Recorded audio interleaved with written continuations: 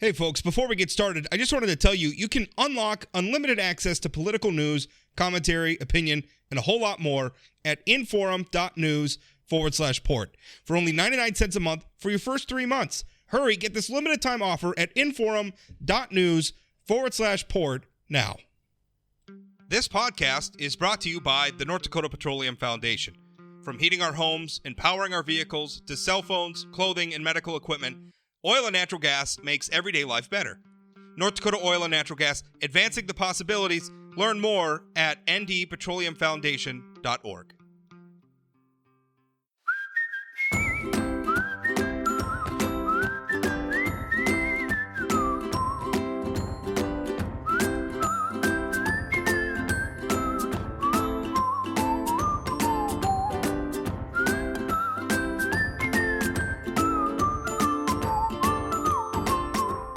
Welcome to Plain Talk, and happy Friday to you. In fact, I should actually announce right now, we're going to have a, usually this podcast releases episodes Monday, Wednesday, and Friday, but we may have a Saturday episode as well, because I'm going to be attending the North Dakota Democratic State Convention, and I actually thought about, I was going to record there from tonight, but it's that's kind of dumb. We're going to record a podcast about the convention before anything really happens at the convention. So Saturday night, we're going to record. It sounds like they may have another statewide candidate already down there, so we'll see. They got one for PSC, and it sounds like they got one coming out for Secretary of State. But I don't know. You'll have to listen Saturday and get all caught up. Chad Hoeven will be co-hosting that with me. But today, right now, we're going to be talking with United States Senator Kevin Cramer about all sorts of stuff. We're going to be talking about North Dakota politics. We're going to be talking about energy stuff, and we're going to be talking about Ukraine. Senator Cramer, how you doing? I'm well, Rob. Thanks. A lot of those things are pretty interrelated, aren't they? Especially energy and Ukraine. Energy and Ukraine, for sure. Yeah. Let's talk North Dakota first. We have a U.S. Senate primary, and you came out, endorsed Senator John Hoeven. Tell us why. I did. Well, and it didn't take me long. It wasn't a tough call for me. First of all, John's not just my colleague, he's my mentor in many respects in the United States Senate. John and I go back a long ways. I endorsed him for governor. Rob, when it wasn't that easy to do, I was on the Schaefer cabinet. Governor Schaefer didn't want cabinet members weighing into the race for governor. You might recall that John was running against the Senate Majority Leader. So John was the outsider running against the establishment, and he swamped the convention with a whole bunch of people. I appeared on a video talking about John's credentials and my support for him at the convention, and now he's all these years later we're in the Senate together. Now he did also, I think it's important to remember, while I didn't serve in his cabinet, he did appoint me to the vacancy on the Public Service Commission that I then served on and then ended up winning a couple of elections to. So John and I go a long ways back. We're very different in styles, but pretty much right down the line in terms of political philosophy. Not always the same approach, but certainly the same outcomes. Do you the hit on him coming from Rick Becker is that he's too liberal? He's liberal, whereas Rick Becker's the real conservative. You're obviously saying you and Senator Hoeven vote alike along the way, and I know you certainly consider yourself a conservative. So I guess respond to that criticism. Well, anybody that thinks John Hoeven's not a conservative hasn't gone to lunch with him. This guy is really conservative, and frankly, as an appropriator in the Senate, he's been as conservative as anybody. Now, one of the challenges John has, we all have. This is the challenge of serving. Is in the last couple of years during the pandemic, discretionary spending has obviously increased dramatically, and that's added to our debt. But we're also in a situation where every senator voted for all of those bills that John's that helped increase the debt and the deficit during the pandemic, because we were building an airplane while we were flying it, and the situation, the crisis, and the emergency that was declared by then President Trump and still by President Biden sort of called for that. So on the discretionary side, I think if you looked at John's record and his years in the Senate as an appropriator, you would see that discretionary spending actually went down after the Budget Control Act and those things had happened. Now, the mandatory side of the ledger is different, and we can get into all that wonky stuff, and I think you and I have done that before. But really, working with John's also pragmatic. You can be a conservative, be against everything, vote against everything all the time, and never make a dent in public policy. And that qualifies you as a conservative, but it doesn't really get the job done. I have great respect for Rick Becker, probably a lot more than you do, Rob, but I think Rick is a very important part of our party. He's a strong spokesperson for conservative ideals and ideas. He's intellectually, I think, conservative and intellectually honest in his conservatism. But John Hoeven is proven to be a conservative and as well a strong advocate for the things that are important to North Dakota. That makes sense. Although to that last point, I had former Governor Ed Schaefer, you talking about how you endorsed John Hoeven back when Ed Schaefer didn't want his administration getting involved. Right. He endorsed in this race. He endorsed John Hoeven, and he told me, I had him on the podcast, and one of the reasons he told me is that it really upsets him, and he used the word nasty. The campaign and stipulating that there's not a thing wrong with John Hoeven being challenged, an incumbent being challenged for the party's endorsement. There's nothing at all wrong with that. His argument was the way they're doing it, where they're showing up to district conventions. It's point of order till 3 o'clock in the morning, and then you're hearing in some of these district speeches, the Tioga Tribune reporting that Rick Becker's talking about how he's going to go to Washington and he's going to all these people are going to get arrested and we're going to reopen the 2020 election. Do you see the same thing Ed Schaefer does in all of that? I see it happening. I think it's ineffective, quite honestly. I think it does play on the people's emotions rather than on their intellect. And I think but it's, see, I don't, Rob, me, none of us are entitled to this. And I know Ed believes that as well. And you believe that as well. But we live or die by our actions. We succeed or fail largely by our own actions. And some things are outside of our control. But if you're the outsider trying to defeat an incumbent, you're probably going to do a little asymmetric warfare. And I'm not, I don't have a big problem with that. Remember, I'm the first Republican to run against the endorsed candidate at a convention in a primary. That was a whole new concept when I did it. And it looks to me like we're going more and more that direction because conventions, naturally provide an opportunity for fewer people to have a bigger influence over the affairs of things. Now, Ed Schaefer, of course, he too, prior to John Hoeven, he swamped a convention. I mean, he had a second ballot, third ballot strategy that ended up working. He was running against the establishment. John Hoeven just sort of overwhelmed the convention when he ran with a lot of new people. And that's the coming process. To the convention. I mean, that's the and process. That's the process. Now, to the degree, if you do some of these other things that some people may find offensive or distasteful, okay. But as long as the rules allow it, here's what my greater concern is about the party convention process. And that is in an effort to sort of discipline it, a lot of districts have come up with a pay to play process. And that's the one thing I've never liked about conventions at all, is that not everybody can give up a weekend. Not everybody can give up a work day. Not everybody can afford the hotel.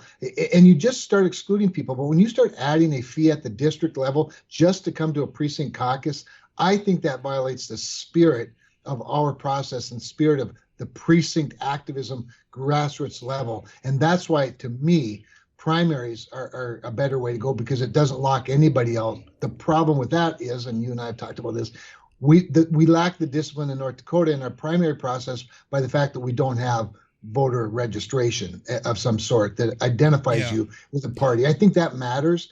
But believe me, there are going to be a lot of discussions probably after this about how we can do it better. Yeah, I share your concerns. I mean, I think that the convention process is important. It keeps the party and the candidates in touch with the activists and the grassroots, and that's a good thing. On the other side, I mean, if it's so open, some of the things that are happening. You look at District 33, for instance, where that their endorsing convention went to 2 o'clock in the morning, and delegates went home. Because they just couldn't, it was a weeknight. They had work, they had children. They couldn't be, up until all hours of the night settling this. If the process is like that, how do you get people engaged and want to show up if it's going to be like that? Well, so Rob, it's a really important distinction because this self-governance thing that's exceptional and that's unique to the United States of America is so special that it needs to be sacrificial to do it right. I mean, if you look back at our founders and what they were willing to give up and what many of them did give up, and certainly the revolutionary military gave up, the cost of this freedom that we have and this opportunity to be so participatory in our government is a really high cost. That said, it doesn't need to be in the modern era so sacrificial that you have to give up an entire night's sleep to do it. And so I think what we need to look at are the rules. They need to be inclusive, but they also need to have parameters that allow participation and encourage participation, as opposed to just wear down the opposition. And otherwise, we become the minority party eventually. And you remember, when I was the state party chairman, Republicans we'd only had 4 years of governorship in the previous 32, and we only had a majority in one chamber and very few elected offices, like 2 or 3. So we don't want to go back to that. And if we don't want to go back to that, we can't become so exclusive that we actually scare people away from our party. Well, it's got to be a balance between the two. And at the end of it, people have to feel good about the process. And I'm not sure I'm not sure we're ringing that bell right now. Yeah, maybe across the spectrum. All right, so let's talk Ukraine and energy, and let's start in Ukraine, because I feel like that's and everything's rolling downhill from there right now. Yeah, that's right. So I'm finding it really hard to be too critical of Joe Biden right now, and part of it is he is walking a tightrope. That's how I perceive it. Now, I come in pretty skeptical of his prowess. We all watched what happened in Afghanistan.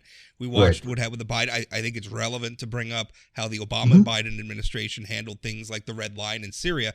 These things are relevant in terms of informing some skepticism of how Joe Biden is handling Ukraine. That being said, I understand some of our reticence. Like, I think we all would like to give a lot of help with Ukraine. I think we'd all also not like to find ourselves with American troops in a shooting war with Russia. So that's a tightrope. That's tough to walk. But it was really interesting because I was actually watching a clip of you appearing on, I think it was Fox Business, and you were talking about Ukraine and how a lot of it is we should have done things sooner. And to me, that made a lot of sense. Like, okay, trying to get arms and funding and support, physical support like supplies and things into Ukraine right now is difficult.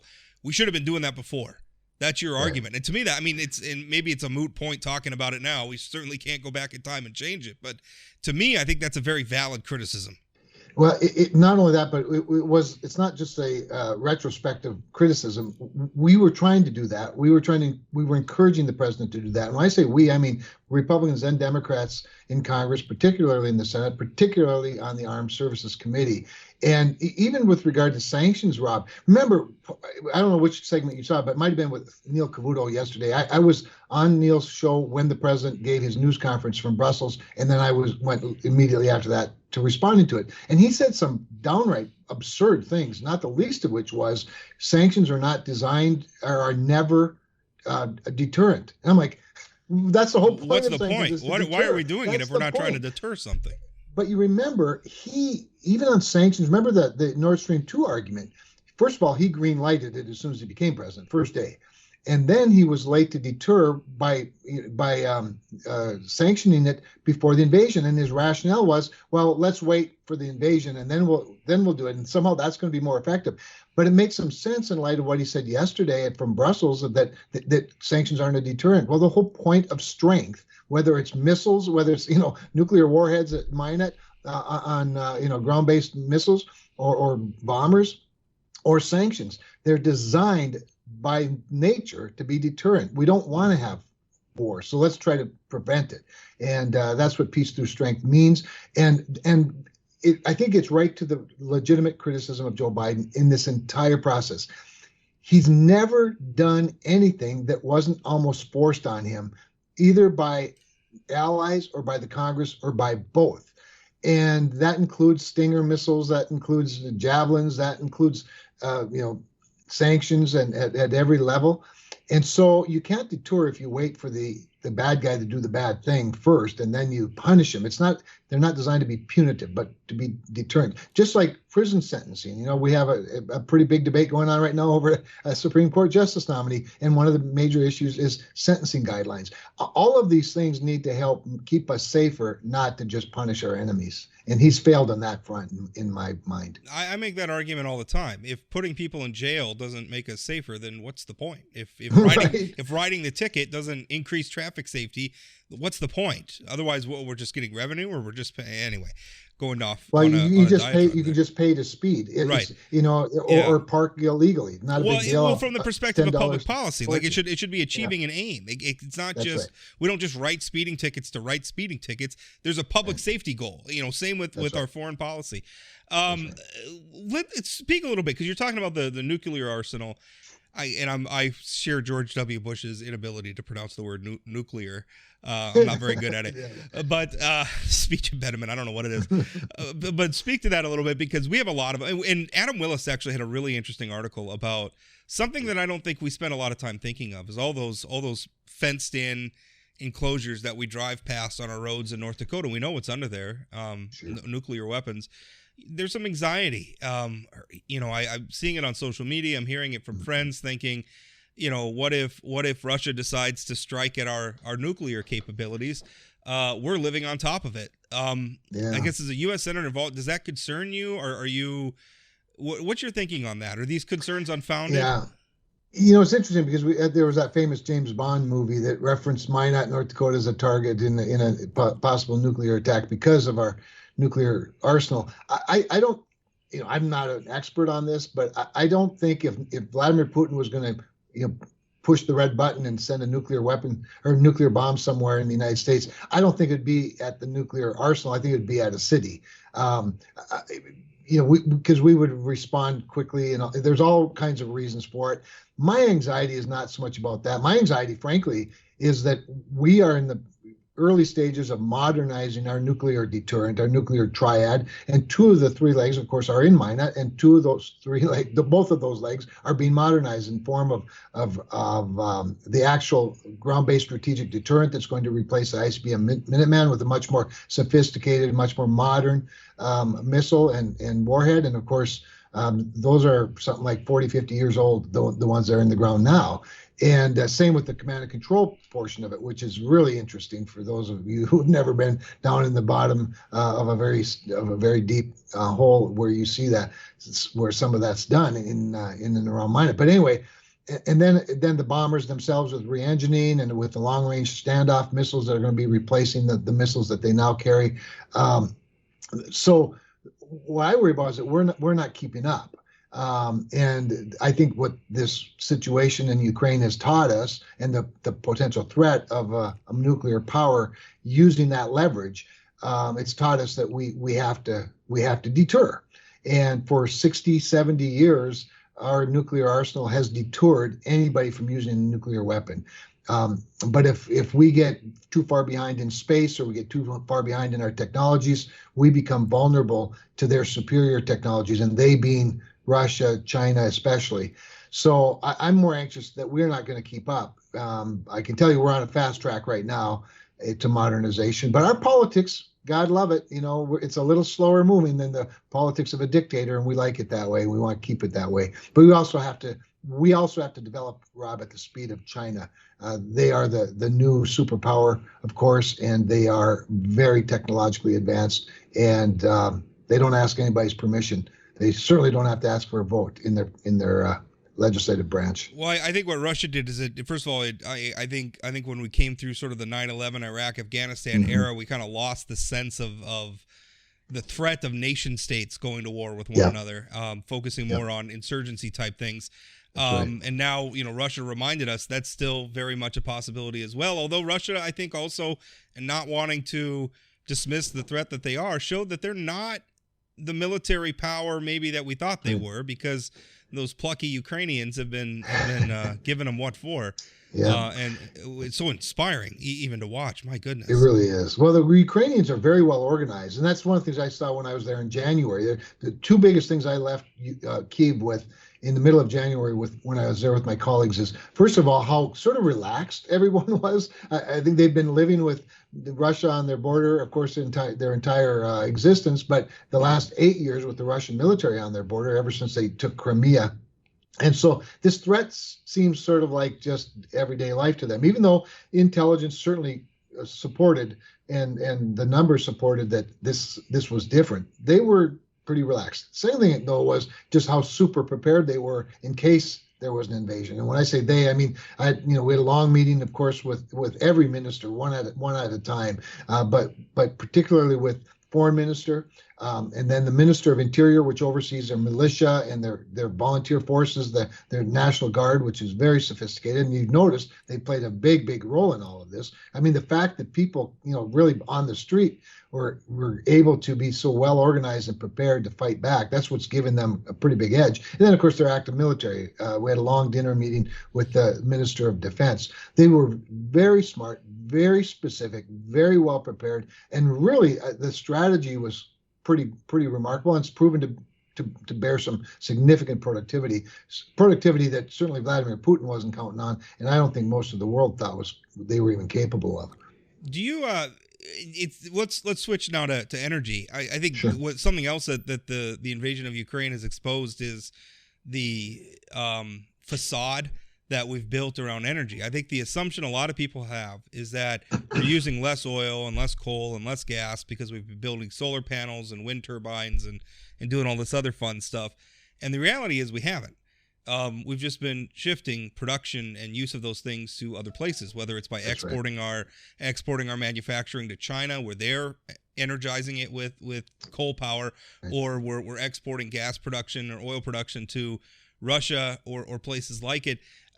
We're using more oil, more coal, more gas than ever in terms of global consumption. We just moved it out of sight, out of mind. And Europe in particular, right? It's oh look, how great it is. Germany shutting down all their coal plants and they're only going to use wind turbines and nuclear, and nuclear, and also a whole bunch of gas from Russia, right? Like that's what's right. That's what's happened. Like if all this green energy stuff works so well, then why is Russia why are sanctions against Russian gas such a big deal? I think that's been the kind of the big lie. I hate using that term because it has connotations, but that's kind of been the facade, I think, that's been broken down by this. We still need this stuff. No, we definitely do, and we're going to need it for a long time. Because when you touched on this vulnerability of our global supply chain, you didn't even mention the fact that 75% of a solar panel that we put in our own country comes from China. Right. So even our own energy supply chain is vulnerable to our adversaries, and it is time to have a very serious adult conversation about what America First actually means. Whether we can make a case for what I call a patriot premium in terms of investment. I just earlier this week I met with a Canadian member of Parliament who's also oversees their some of their energy production up in Saskatchewan, and that Canada actually is like a very large producer of uranium, and they have enrichment opportunities, as do we in the United States, but we've acquiesced all of that to Russia. So there's a lot of long-term things that we need to be doing, Rob, to prepare. In the short and medium term, though, is where the real crisis is, and this is the conflict that you described. The 2050 fantasy, as I like to call it, is bumping up against the 2022 realities. I think the political reality still is. You're still seeing the left not acknowledging that we have a problem, but rather doubling down on what I call stupid, and that is, this is all the more reason we've got to run away from oil and gas and coal and nuclear and go to electric vehicles. I'm like, first of all, there aren't electric vehicles. They're not nearly enough to meet the demand in the short or medium term. Second of all, that would further, conform us to the whims of bad actors, because so much of that supply chain exists other places. And thirdly, it's just unrealistic, period. It's just a dumb idea. So we produce the natural, the carbons, if you will, in the cleanest fashion in the world. Our reduction of greenhouse gas emissions in the United States leads the world. So let's export that. But that being said, this other issue of the political reality is there is a large political party that believes that we need to get off of fossil fuels. Okay. I think we should talk about how we help with their aspirational goals, and we ought to talk about the reality at the moment. And I think a lot of adults, and there are a lot of adults having that conversation. I have a lot of them with moderate Democrats every day, but both sides need to be willing to have that conversation and talk about how do we How do we transition to your aspirational goals, if it's possible at all, without destroying the American economy and national security in the process? And I just, yesterday had a conversation with Jamie Dimon, the very famous bank, now even more famous today, bank president of J.P. Morgan Chase, who said in the White House a couple of days ago, urged the president to have a energy Marshall Plan. And I know Jamie. I've talked to Jamie before. He's opened a couple of branches in Fargo now, and looking to put others in other places in North Dakota. Talk to him about, come on out and see what a Marshall Plan might look like right here in North Dakota. We can do all of the things you're talking about. I really like, because I think it's just a matter of changing the way we talk about some of this stuff, like ESG, for instance, right? ESG stands for environmental, social, and governance, right? Well, right. How about the social aspect? What social promises are we fulfilling by driving oil and gas production out of the United States, so that places like Russia, where political dissenters are routinely murdered or imprisoned unfairly, how is that fulfilling our social responsibilities? How is it fulfilling our social responsibilities to make ourselves more dependent on China, where they put people in forced labor camps? We need to think about some of these things more fully, right? Or if you want to talk about the environmental part of it, why can't carbon capture be a part of it? Why can't, if we can operate a coal plant and take the carbon from it and bury it down underground, why can't that be part of the E in ESG, right? Which I think is the same thing you're saying, where everybody needs to give a little bit. Like, we can get going in the same direction if we just expand some of our definitions a bit. For sure, Rob, and even just be intellectually honest. To your point, the transfer of your climate guilt to a polluting country is not intellectually honest. And John Kerry is the greatest perpetrator of this nonsense that exists, and he's the czar. You talked about it at the beginning. Joe Biden, for two of the first things he did on the first day of his administration, he said yes to the Nord pipeline over in Europe, which benefited Russia, and he said no to the Keystone XL pipeline, which benefited Canada and frankly the United States as well. So, for sure, like that, how is that your priority?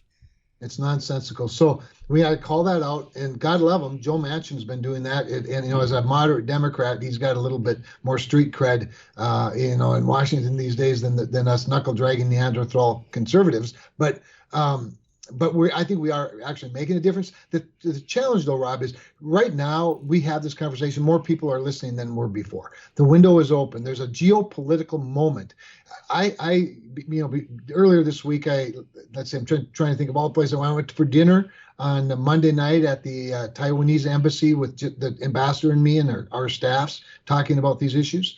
I told you I had the Canadian member of parliament that was in my office. And then I also had breakfast, I think it was yesterday morning, in Washington with my staff and his staff, with the Minister of Defense Procurement from the United Kingdom. And when you're talking to the United Kingdom's Minister of National Security Procurement or Defense Procurement, you'd think we'd be talking about missiles, and we did, and airplanes, and we did, but we also talked a lot about energy, because that, in fact, obviously has been weaponized. And the reality is that our European friends, and I've met with a lot of European leaders in the last month, including Kadri Simons, the Commissioner of European Union Energy, and they are making some sacrifices on their part for the greater good. But those sacrifices that they're making are cutting themselves off from the cheapest, most reliable supply of fossil fuels in Russia that they could possibly have. So now they need our help. So there is this geopolitical moment where we can meet those demands and have a moral, I think, responsibility to meet those demands in Europe and in places like Taiwan, because Taiwan's next. Let's face it, Taiwan is the same subject to China, maybe even more so than Ukraine is to Russia. And we have these opportunities to advance world peace, lower climate emissions, greenhouse gas emissions, and produce more jobs and a greater economy for our own country. And none of us have to apologize for that. Do you feel like, let's switch gears and talk about U.S. Supreme Court pick, Judge Jackson. Just heard today that Senator Manchin said he's gonna vote to confirm her. Mm-hmm. Have you made up your mind after having, I'm assuming, reviewed the hearings in that so far? Have you made up your mind on how you're going to vote on that? So, Rob, I have reviewed the hearings. I didn't get to watch a lot of it live, but I have gone back and watched some of it, and I've been reviewing it. And I do have a meeting with Judge Jackson this next week, and want to honor that. If I make a hard, firm decision, I probably will cut her loose from that. To not vote for her, I probably cut her loose from that obligation. But I do want to talk to her a little bit about an issue that hasn't been talked about, at least not in any specific context. And that is, my main issue, and I think it's the main issue that comes before the Supreme Court, and that is states' rights and cooperative federalism, the way it's designed by our founders and our Constitution, that respects the fact that the federal government was created by the states, not the other way around. And this is important to things like the waters of the U.S., Clean Air Act, immigration, a whole bunch of areas, law enforcement, a whole bunch of areas where the intrusion on states' rights, which then becomes an intrusion on personal property rights and private, citizen rights. That's really where the Supreme Court sort of hangs out. And so I want to talk to her about those things. I am very concerned, much more concerned than I thought I would be a week ago on some things, particularly her sentencing guidelines, particularly as it relates to child pornography perps. I do want to make sure that my understanding is inside of an appropriate context, Rob. I mean, it's easy to sort of cherry pick things, and I think a lot of that happens. But it is in a legitimate area of inquiry, and some of the senators who have raised these questions have been vilified by the press, who make all kinds of apologies for her, but took the left's word for it when Brett Kavanaugh was being accused of sexual assault, something that's pretty well been proven to not be true. Yeah. So we've got this weird dynamic going on politically with Supreme Court justices over the last several years, last couple of decades at least. That's one context. Then you have just these issues that I think are legitimate. So anyway, I've got concerns about her, to say the least. She's not going to change the outcome of the court.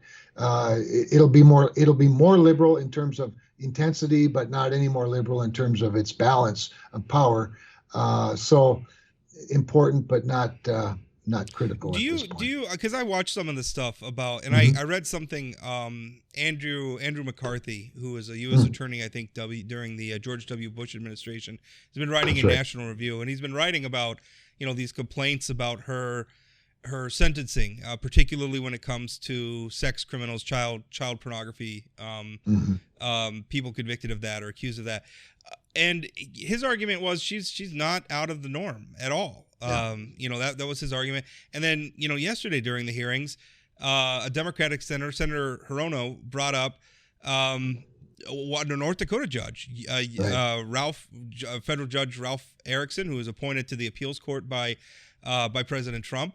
And her sentencing in those types of cases was not really any different than his. So if you're concerned, what are your concerns specifically when it comes to that?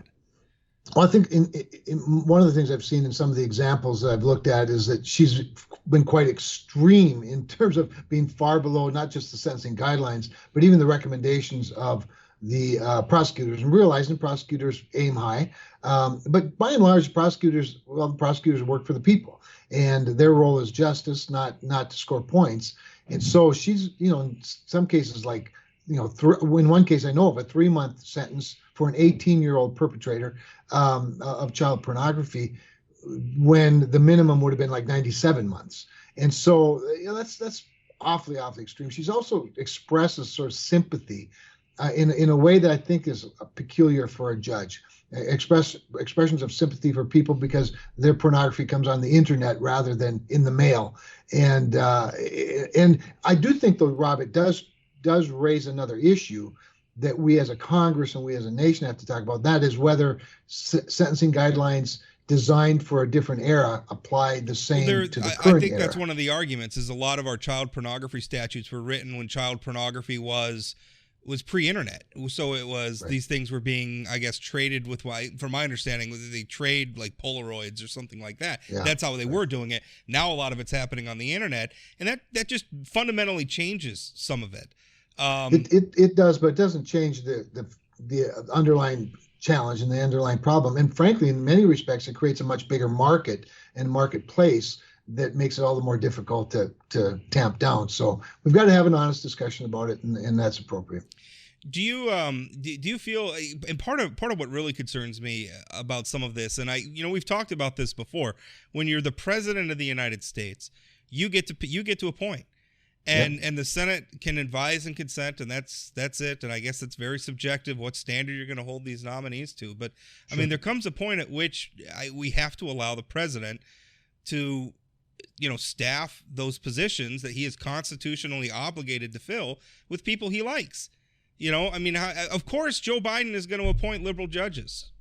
That's not a surprise. I mean, is that immediately what I'm worried is that they were really mean to Brett Kavanaugh, so we can be really mean to Judge Jackson. Like, I don't want to go down that road. And I think some of your colleagues are motivated by that, frankly, given the way they're behaving. Yeah, but nobody has made personal accusations like she's guilty of sex crimes like they did to Brett Kavanaugh. Being light on, being overly sympathetic to sex criminals is not that far off. But if you are, you can't. It's not our fault that she's light on pornography perpetrators. That's her fault. She's the judge here, and so she's got to stand by her record, obviously, and explain it. And I think she's been doing that. Although I'm not sure she's done it as well as she could have, but she's doing it. And that's what I mean by, I think context matters. But with regard to how the parties have treated nominees to the courts, we can go back to Clarence Thomas, Robert Bork, Brett Kavanaugh. They're probably the three most famous examples, but even others in between those, even Amy Coney Barrett, who had to somehow apologize for being too religious in her faith convictions. It's like, really, that doesn't get much more personal than that. At least in the case of Judge Jackson, she's being judged on her judgment. And even if there's a context where it's appropriate, Lindsey Graham asked her to rate her religious or her faith on a scale of 1 to 10. I mean, that's the Constitution has a provision in it against religious litmus tests for federal office. So, do you think it's appropriate to be asking her to gauge her faith? Which is why Amy Coney Barrett should not have been criticized for having a faith. And so that's probably aimed more at our colleagues than it is at the judge. But then the judge was asked a pretty basic question by Marsha Blackburn, what is a woman? Can you tell me what a woman is? And her answer was, no, because I'm not a biologist. And yet Waters of the U.S. is going to come before this very court. And she's not a hydrologist. Does she recuse herself? Climate change. Is she a climatologist? Yeah. Really dumb answer. Really, really bad answer. Well, I think that is a valid criticism because how do you, when you're a judge, at some point you have to deal in facts. Like the world is as we see it and maybe not as we wish it to be. And so certain facts exist, and sometimes when you're the judge you have to wade through everybody's interpretation of everything to say no, this is the bedrock, this is where it's at. And if she can't, as something as clear as understanding all the things, how people feel about their gender and everything else, and I'm very respectful of that, but on the other hand, like, certain facts exist, and we're seeing that play out in the NCAA with swimmers and all that other stuff. That's You can't just turn your back on that. Right. But to your broader point, which I think is relevant, and I don't want to leave without addressing it in this way, what does concern me isn't so much the line of inquiry or whatnot, but the fact that we have seemed to be heading toward a place where the only way a Supreme Court nominee can get confirmed is if if the president and the Senate are of the same party. And because otherwise you're going to have, you could have a 3.5 years of a vacancy because while you wait for enough, it could have more than that while you wait for enough elections to come around where the president and the Senate are the same party. So is it simply academic credentials? Does philosophy matter? Philosophy must matter some because we have an elected president elected on a party ballot that makes a nomination. We have elected senators who advise and consent. So philosophy matters to some degree, along with the credentials. And so, to your point, we do have to move on to a better system where the credentials aren't just how I feel about things today. I'm worried I'm worried that there was no judicial person outside of somebody who's just like clearly off like the Heritage Foundation's list or something. Like there's nobody. In the universe of people that Joe Biden was likely to appoint to the U.S. Supreme Court, that there was nobody that Republicans weren't going to grandstand on during the judiciary hearings, and that worries me. And the same for Democrats. Like if we have President Ron DeSantis in a couple years, I'm not sure that if there's anybody that he could appoint that Democrats are just going to say, okay, well, that's good enough. I worry that that's not going to happen, which gets to your point. The only way we're going to confirm it is if the president's party also controls the Senate. And that's a troubling thing. Indeed it is. And yet political personalities run the country, and they nominate and confirm judges and justices. But when it comes to the Supreme Court, it really is different. And I know she's been a district judge. She's been an appellate judge. She's obviously been through this before. There will be people who voted against her before. Well, people who voted for her before who may vote against her this time. It is a different level. It is a different spotlight. It is a different consequence. It is the backdrop. It is the final say. And so, all the scrutiny does matter all the more. The other thing you have that's a little different, Rob, is that the whole world watches these things now. They didn't used to watch all of these hearings live and in person. She's getting a little bit of a break. It's a dated term, right. But the C-SPAN effect, right? That's right. Yeah, that's exactly right. Except now it's the Twitter effect, and Senator Cruz checking his Twitter mentions after his hearing. Which I mean, on one hand, I guess that's critical of him. On the other hand, who isn't doing that? Everybody's doing that. Everybody who's ever posted some political brain dropping on Facebook has gone back to see. I wonder how many people liked it. Right? Yeah. That's the most human instinct in the world. Senator, I think I've used up all our time. So thank you so much, and good luck this week. We packed a lot in. Have fun at the convention. I hope you get it. I hope somebody says, at the we really should credential. We really should credential Rob. Well, I feel like it's a sign of respect that one of their own lawmakers was like, no, you can be on my guest pass. I had a friend give me a Biden-Harris face mask that I could wear if I needed a disguise. Well, and pretty soon they won't have any Democratic legislators to give you their pass. So well, they keep going the way they are. Yeah. All right. Thanks, Senator. Thanks, Rob. You bet, brother.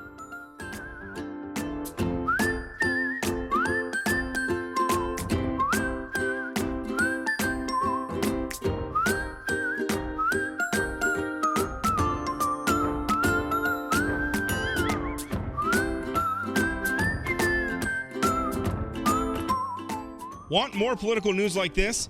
Visit inforum.news/port to get 3 months of unlimited access to our news network for only 99 cents a month. Don't wait. Get this limited time offer at inforum.news/port now.